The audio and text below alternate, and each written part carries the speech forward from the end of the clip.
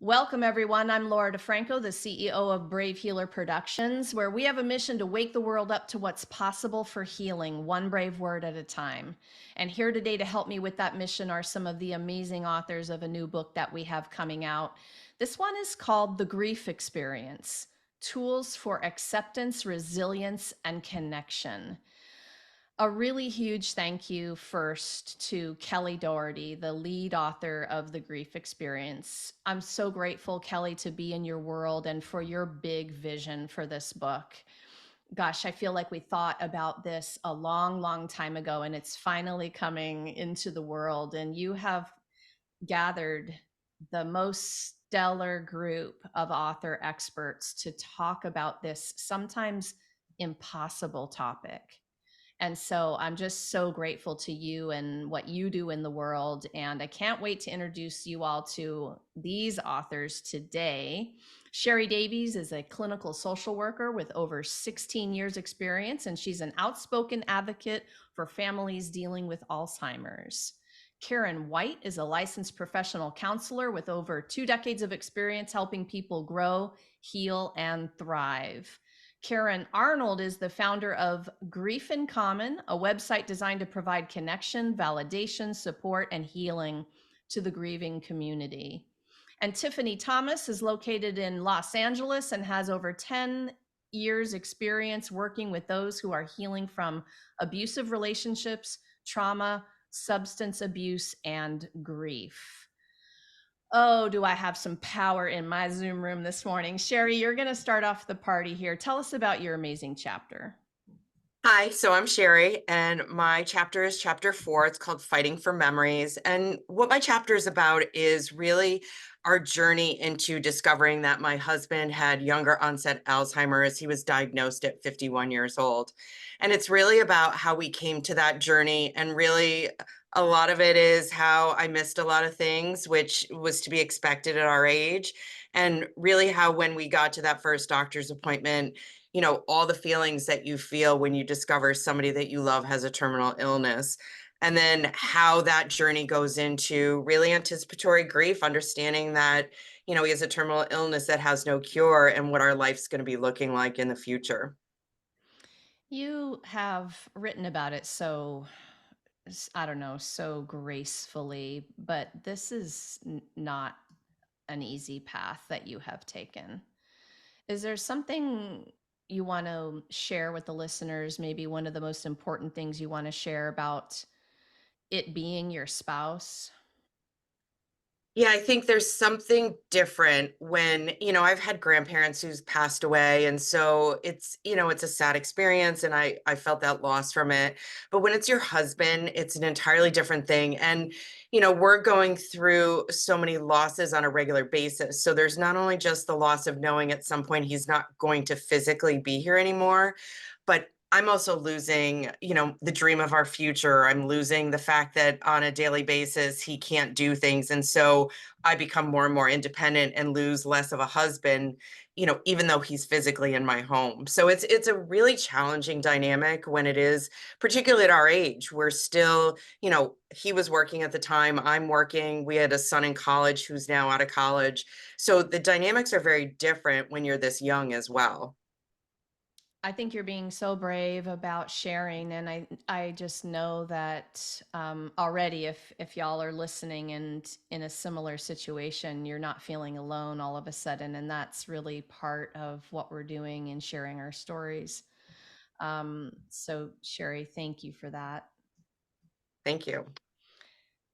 Karen White, tell us about your amazing chapter. Okay. Hey, I'm Karen. I have chapter 12, and it's called Carving a Healing Path by Listening to and Honoring Yourself. And this chapter is about my dad and his death, and really the year to year and a half after that happened, about 2 months after he passed away. My grandfather, whom I was really close to, he passed away, and just some other things that happened in the course of that year. And what happened to me. I'm a therapist and I work with people all the time dealing with lots of issues. But this was something that I was not prepared for myself. And so it's kind of talking about that process of questions that just really came to the forefront of my mind on a personal level, a professional level, um, emotions that I experienced, different things like that, kind of throughout the course of that year and a half after my dad got sick and passed away. Things that came to light for me that some of them on reflection had been kind of in the back burner of my mind probably for longer than I realized. And then with this, last year and a half, it all just kind of blew up and, came to the front of my mind. Again, such a gift all of your stories are in terms of helping the readers just not feel alone in what they're going through. It, Kieran, what you're making me think of is what they talk about a lot is, the mother wound or the father wound. And mine was definitely a father wound. And I spent some time asking myself these questions when we weren't really getting along too well the time before he passed. But I would ask myself, what do you want to do now if that should happen? And I was happy to have the awareness. Is there something that you want to add about that awareness for you in your process? Goodness. Thankfully, my dad and I had a really good relationship. I knew he loved me. I knew he was proud of me.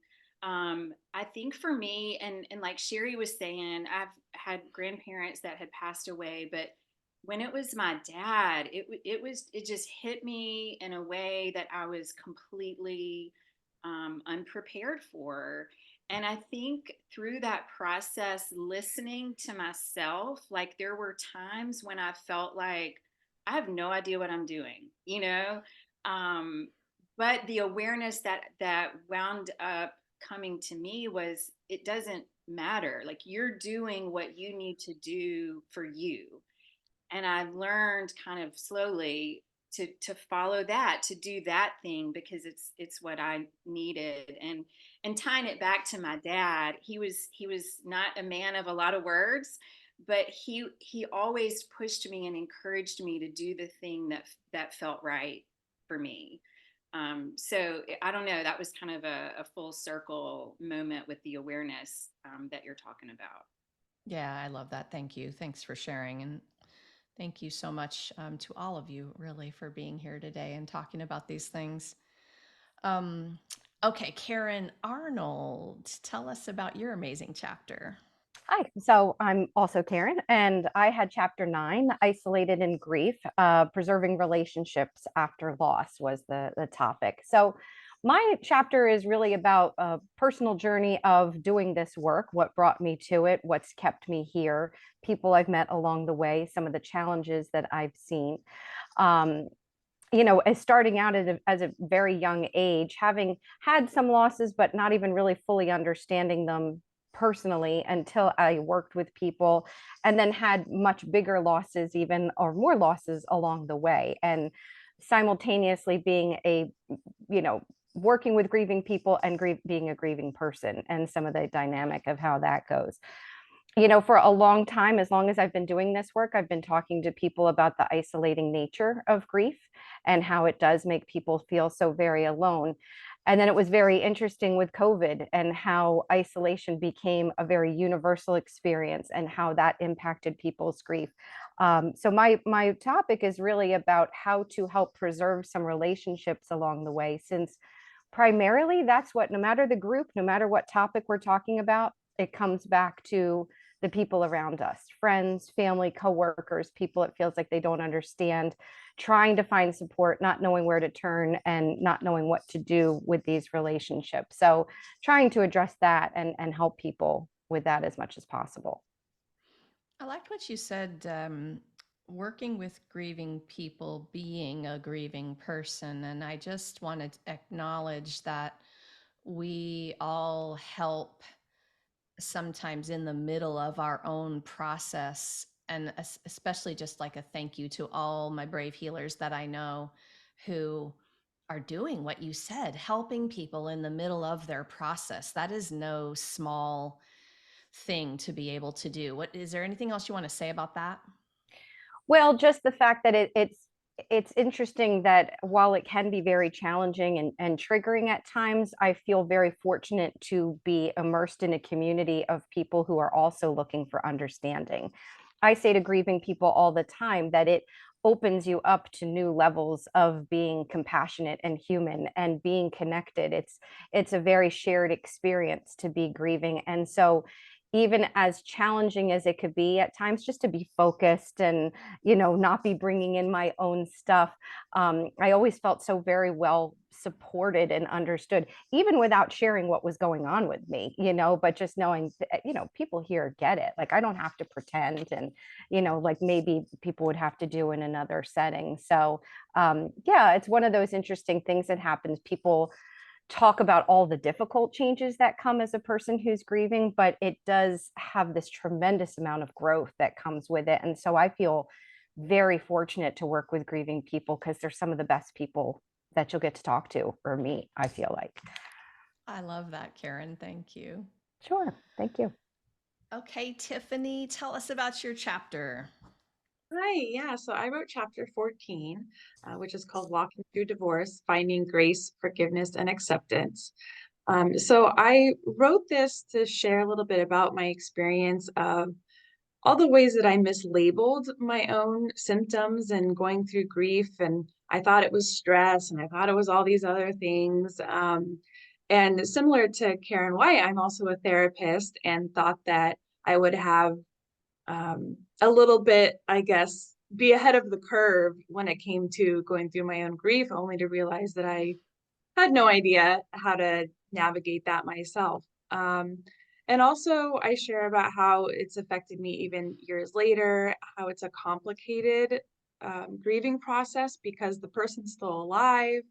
The people have a lot of opinions about, the decision to divorce, depending on whose decision it was and whether they thought things were okay and how you should move forward and should you maintain contact with the person and if there's kids involved. I mean, there's just a lot of things that get thrown at you going through the grief process when you're getting divorced. So I wanted to share my experience with that. I'm glad that you are sharing about this, and very specifically glad because it allows me to say about this collaboration that, of course, grief, there's loss in all kinds of ways, not just the death of a loved one. There's divorce, and there's job loss, and there's pet loss, and there's just even grieving your old self, depending on what kind of trauma you've been through. There's so many ways we get to talk about this. Um, Tiffany, in terms of yours with your subject, um, is there, you mentioned the expectations, which is what I was hearing when you were talking about that, because I felt they were heavy. And what's that one thing you want people to know about that? How can they handle that the best? Yeah, that was actually a very big part of my process. I had at the time felt very disappointed and hurt at how people had responded to me as they heard the news. And that's part of why, the title is Finding Grace, Forgiveness, and Acceptance, is because it took me quite a long time to come to the understanding that everyone's just doing the best that they can and that they really were trying to support me. And maybe it came out in a way that I wasn't wanting to hear, but that they weren't trying to hurt me. They weren't trying to have me feel any kind of way. And so I was able to find the space to just have more understanding and compassion around that. And with the awareness, we get a choice, you guys. So it's so cool to have these conversations. When you hear some of these things out loud, the next situation you're in, you'll already have more awareness, no matter what side of that you're on. I remember an acquaintance, the reaction to me telling the story of divorce was, "Oh, what a shame." Uh, and I wanted to say, "Well, no, actually." So anyway, you got me started on that topic. Thank you, Tiffany. Thank you for being here. Karen White, I am going to start with you about this one. So, you all have touched on this already in little bits, but what's the one most important thing you want to share with the listeners about the grief process? And I know there's a million, you guys, so you're going to have to try. Give me the one thing. You're right. There's a lot. I think maybe the one thing that I would want people to understand, even if it's before you go into a grief process, just to have in the back of your mind, is like expect the unexpected. I mean, things can pop up at any time, anywhere. I went to a restaurant maybe 2 weeks after my dad passed away with the guy I was dating at the time, and I burst into tears a couple minutes after we sat down at the table, and just these memories had flooded back in. It was a restaurant I had been to with my dad. We had celebrated my birthday there one time, just my little family, and so that it can come from anywhere at any time. But again, like, do what you need to do. Thankfully, my boyfriend let me cry, and I did. I just let it happen there in the middle of the restaurant at the table, and that's what I needed to do. It didn't last very long, but that's, I think that would be like the follow up. Do what you need to do. Don't worry if it feels weird for other people. This is your process, your healing journey. Um, and to, I think, to really heal, you've got to honor that part of yourself that needs to do whatever the thing is. I think that this answer is important. Don't worry about making other people uncomfortable. You will. Yeah. Yes, you um, will. yeah. And so if you can just keep that separated, you're not responsible for other people's responses and reactions. You're just only responsible for yours in that moment. I think it's an important one. Thank you. Karen Arnold, tell me one thing you want people to know about this grief process. Well, I guess probably along those same lines, one thing I talk about in groups a lot is timelines. And so we go around and people will often say, this is who I am, this is who I lost, this is when it happened. And it's very important. Of course, that's an important part of all of our stories. But I try to remind people that from here on in, the timelines don't really matter. We'll have people who are, brand new, people who are further along. And it's not that it's not important to the person, but in terms of an expectation of where we should be. I think the process is harder than people expect. It goes on longer than they think it should. And if we start using dates to determine how we're feeling, we're going to always feel like we're falling short. And I think that's, whether it's very blatant or outward from people around us or kind of something, a vibe that we're getting, there's this sense that maybe we feel we should be further along. So I try to remind people that wherever they're at is where they're at. And if you feel like you're struggling, one big thing I say to people all the time is, to avoid the word still. People say, I'm still crying, I'm still grieving, I'm still having a hard time. It's like, that word has so much judgment in it. Let's take that out. I'm crying, I'm sad, I'm grieving. Like, even just the way we talk to ourselves about it and that expectation, it's just a huge part of it. So we need to kind of be gentle and kinder with ourselves about that, I think. Y'all are giving me so many moments of perspective and little ahas today. I love it. You were saying, like, I should be further along. To where, you guys? Like, I mean, everyone is so unique in their process. Like, what is this perfect life you had before? Sorry, it's never going to happen, because you're a changed person when any event happens to you in your life. Even joyful events, you know. So it's like, where are we getting to? But I want to ask this, and I did it in one of our other interviews, because I feel like timeline gets talked about a lot, and we are told to not have one, that this process can happen, and as long as it takes. That's what we keep hearing. But I'm going to throw the but in. But what if 3 decades later, you're still significantly stuck, meaning what's happening is still affecting your life in such a negative way that your life is no longer being lived anywhere near joyfully, right? I'm going to put the but what if that happens? Like, and someone else said, then brought up complex grief. And I think that might have been the first time I heard those two together. So since I was with you, Karen, is there something you want to say about that Yeah. to comment about the timeline?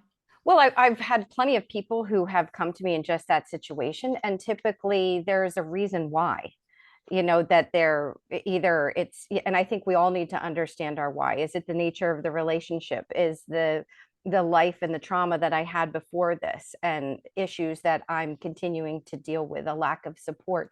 Was I never able to fully recognize my grief in the beginning because I was a caregiver to somebody else, or I was expected to be the strong one? I mean, there can be any number of different reasons. And I think at any point, that's your starting point. And there's still that hope and that possibility. And yeah, I mean, I think people at that point recognize this is starting to affect my work, my relationships.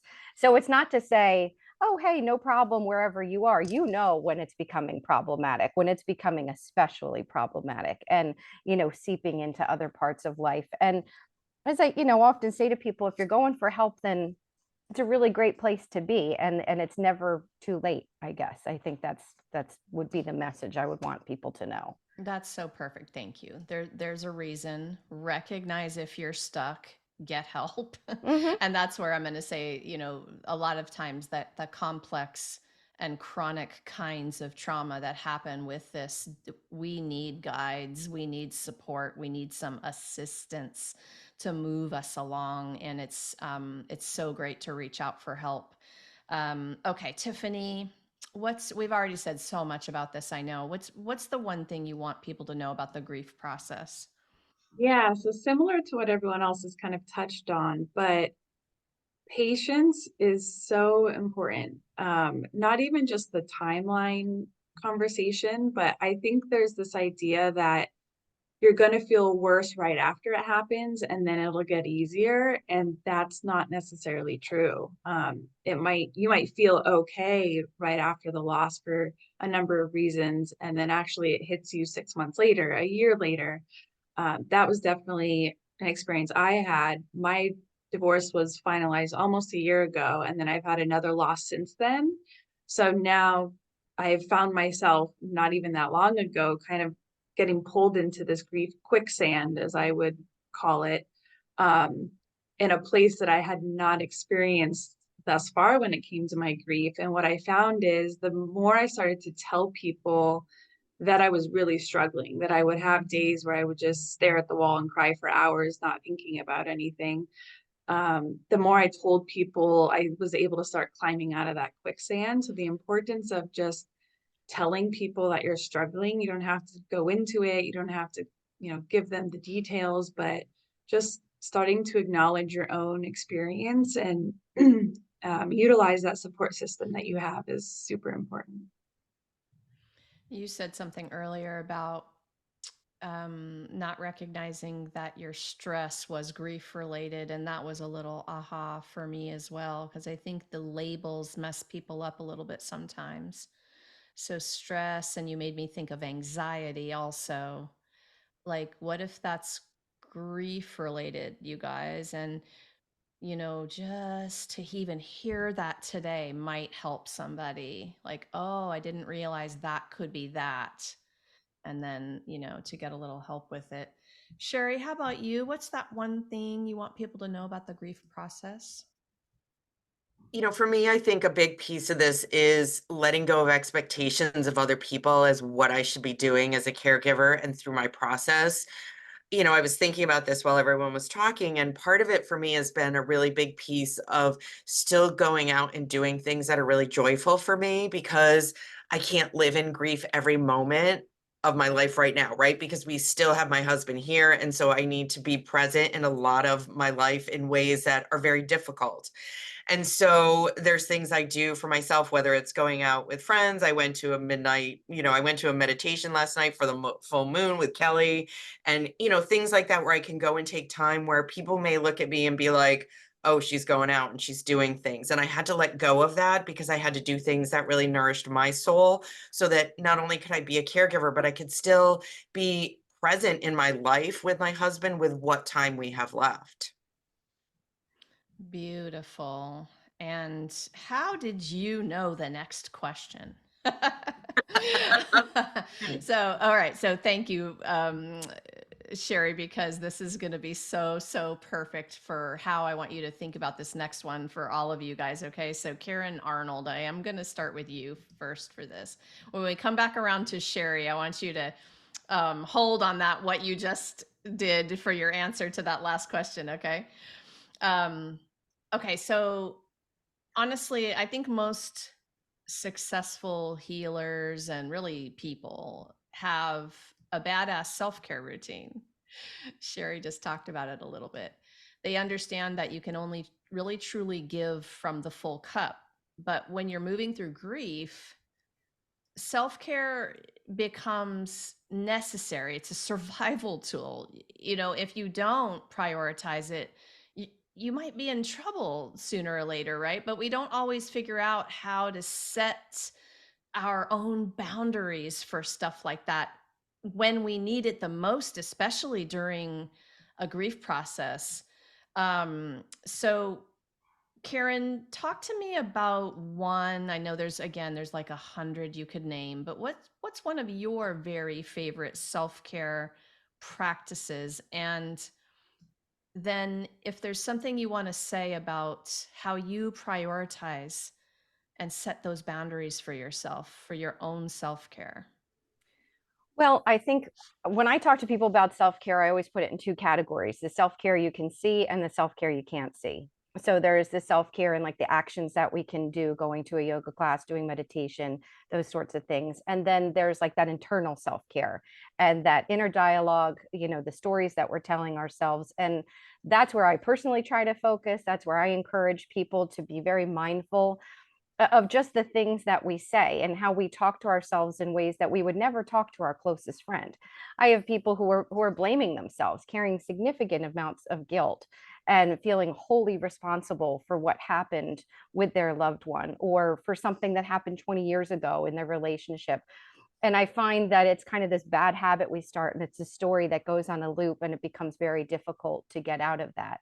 But as I try to remind myself and people, is that you wouldn't accuse your closest friend of being a bad wife, a bad daughter, but you'll do it to yourself. So just trying to speak to ourselves in a different way. We're all very guilty of that. And so it's something I have to practice all the time as well. Super, super important kind of self-care, maybe the first kind. Yeah, I love that. Thank you. Tiffany, how about you on this question? Do you have a favorite self-care practice and any comments about prioritizing yourself in the middle of grief? Yeah, so I wrote about it in my tool that's with my chapter. And for me, it's getting out in nature. So there's hiking trails that are near me. So I like to go out there, no headphones, no music to distract me, no podcast to listen to, just me and the trail.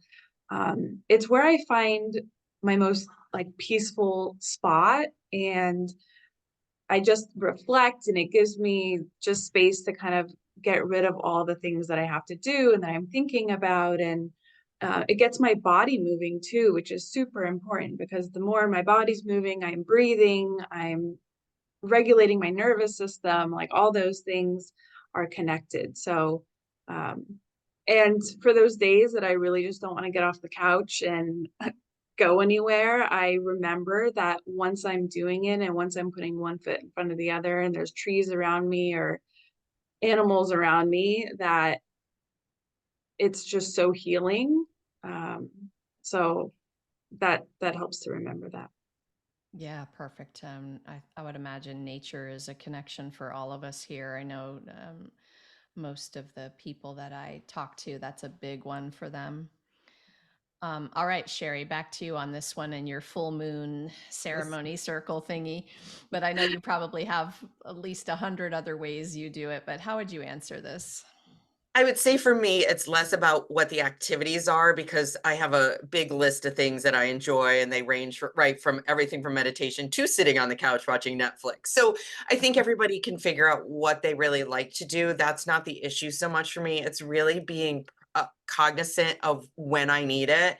And so, I'm a big person who loves visuals, and I love, I live in that world. And so I always kind of for myself see like the plane is going down, and they're always telling you if you're the person first, put your mask on before you can take care of somebody else. And for some reason, I'm not a good flyer. So I think that's why I equate that with that. I see my plane going down, but it really is about, right? Like I have to take care of myself in order to take care of, my family, anyone else. And so, I have to be really good about recognizing that I'm in a space where I need self care. And so that's kind of the challenge for me. I can always figure out what it is I want to do, but it's really recognizing that I'm in a space where, okay, I'm struggling and I need to do something to fill my bucket. Yeah, I like that. That's awareness. And when we can really be in tune and know when we need it and give it to ourselves as soon as possible, our plane won't be going down, right? You Yeah. don't want the plane to go down. I love it. Thank you, Sherry. All right, Karen White, what's your version of this self-care practice? Well, like the other ladies have mentioned, and Sherry was just saying, kind of knowing what you need in the moment. I have several too. I'm really big into exercise. I've got to get my body moving. I like to journal sometimes, not all the time. But one thing that I noticed about myself after dad and then my grandfather passed away, I had to take a step back from some of those self-care things that I did was doing daily, like exercise. I was at the gym almost every morning at 6, and that was a great part of my day, my routine. But I couldn't go, and I just stopped going for a little. I'm back now. I've been back for a long time, but I used that time in the morning to sit and read, reflect, write, pray, which was had not been a part of my routine, but became a very special time for me in the couple of months after my dad passed away. And so part of my self-talk, somebody mentioned our self-talk, was that's okay. I'm not going to the gym, I'm not going to the gym, oh no. But instead it became that's okay. Do my self-care kind of switched, which at first I thought was strange and weird and maybe not healthy, but I realized that was vital to my healing process and part of my personal growth after that happened. Now, about a year after my dad, just a little over a year after my dad passed away, my relationship ended out of the blue very suddenly, which brought up all the grief stuff right back to the front of my mind again. And I reacted even differently then. I did take a shorter break from the gym, but I needed to be outside instead of going to the gym or reading and journaling. I found myself just walking in my neighborhood every morning and just taking in the nature is a big deal for me too, and taking all of that in. And a few weeks later, I was ready to go back to the gym, and I kind of jumped back into my, I guess, quote unquote, normal self care routine. But I had to, that break for me, I realized became vital to my process. Yeah, really important to just listen in, and it's okay to change your mind. It's okay to break routine for something you need. I love that. Really great reminder. All right, so I want to move around to all of you with this last question today. Tiffany, I'm going to start with you for this one. So, in this book, The Grief Experience, and all of our collaborations, we take a holistic approach on purpose. And when it comes to this particular journey of grief and healing, why holistic? Tell us why that's important. Yeah, I would say taking a holistic approach, to me, it feels more empowering. to use the tools that you have yourself to help you get through a process. I learned so much about um, how to work through kind of like what we're talking about, that self-talk, how to physically get myself back on track, how to improve my relationships. Um, yeah, that's what I think of when I think of holistic, is kind of treating the mind, body, and the spirit, um, but using yourself as the guide. So it just feels super empowering to me. That's another really wonderful reminder. I think I need reminders all the time of all these good things, right? And we practice, but sometimes we need reminders, sometimes more than others. Sherry, how about you? Why holistic on this journey? Well, I think that there's a big piece of, if you don't do, mind, body, and soul, right? You can take care of one piece, but the others are going to break down. And so you have to really look at yourself big picture. For me, if I'm only taking care of, just my spirit, right? Enjoying things, trying to stay present in that, I will find that somehow the stress is coming out, whether it's physically, right? I start not feeling well, and I'll be like, what's going on? And so, they all go together. There's just no way to separate them out. So you really have to be able to, take care of each of them. And they may not be the main priority on today. Might be, you have to take care of your physical body, and tomorrow you may have to take care of your mental, and, next week it might be spiritual, and it may change and come and go and flow, but they're all integrated. So if you only focus on one, there's only one way through this, right? And that's forward. And if you don't take care of all of it, you're going to stumble along the way, and it's going to be just, for something that's already so difficult and challenging, it's going to be that much harder. Love it. Thank you. Okay, Karen White, how about you on this one? What do you want to say about the holistic approach to grief? Well, I completely agree with what Sherry just said. If you're not addressing all the parts of yourself, you're really not going to move anywhere. You may feel like you are, but you'll realize later you're not. And I think for me, it has helped me be more authentic, be more true to myself, and more real with the other people in my life, my clients, my family, my friends. It has helped me understand myself better when I address all those parts that we've been talking about. And that in turn is still, it's still a work in progress, but it's helping me understand the other people in my lives better as well, and how to relate. I think you said it earlier, like, you change when something like this happens in your life, whether you realize it in the moment or not, but the way you relate to people also changes. At least it has in a big way for me. And I think taking care of all these parts in a holistic way, I don't know, it's just helped me grow and become more authentic. I've found, even when I'm talking to other people about my life, about my grief process, about my dad, I'm just talking about it more. I think grief, and this could be a whole nother topic, but it's something we don't talk about. So this holistic approach has just kind of helped me integrate all of that into who I am. So I love listening to y'all talk about this. I think this can be such a game changer for people to hear it in a new way today.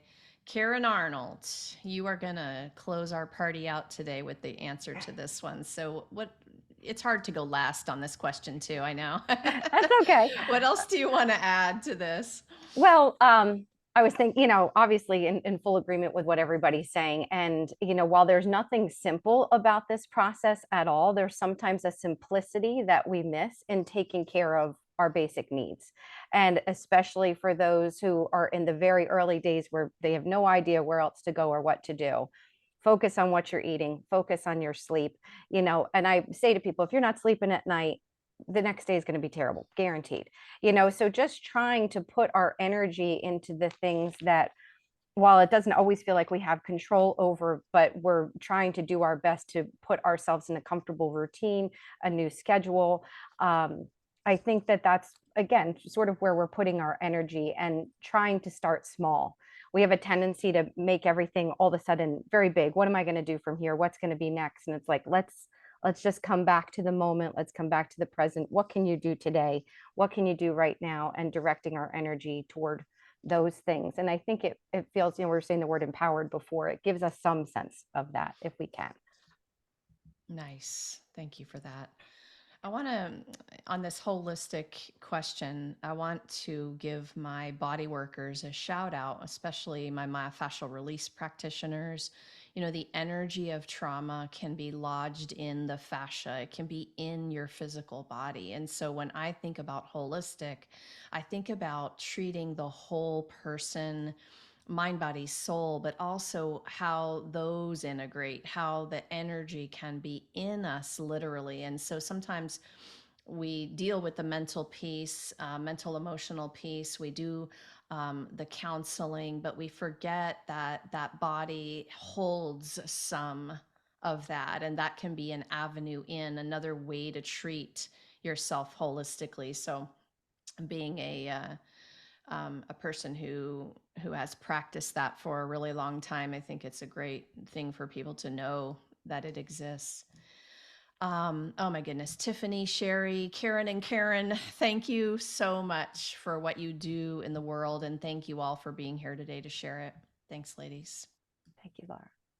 Thank you. So, you guys, maybe you heard something today that gave you the goosebumps, or maybe you have a question or you need some support. Maybe you just want to carry on the conversations that we started today. Drop down into the show notes because I have all of our author experts hooked up there with their websites and their links, and they have a lot to offer. This is so much more than a book. It is a generous expert community of authors and teachers and therapists and coaches who really want to help you if you're in this process and you need some support. So go explore the websites. And you're all invited to our book launch party for the Grief Experience. It's going to be February 9th at 10 a.m. Eastern. I've got some information down below in the notes about that. We're going to have all the authors there dropping some more wisdom and inspiration for you. And if you're listening to this interview anytime after that date, that just means you can hop over to Amazon and grab your copy of this beautiful book. If you are a wellness professional and you're ready to share your story in one of our upcoming expert collaborations, reach out for a chat. And lastly, today, everyone, remember, your words change the world when you're brave enough to share them. So it is time to be brave. See you next time, everyone.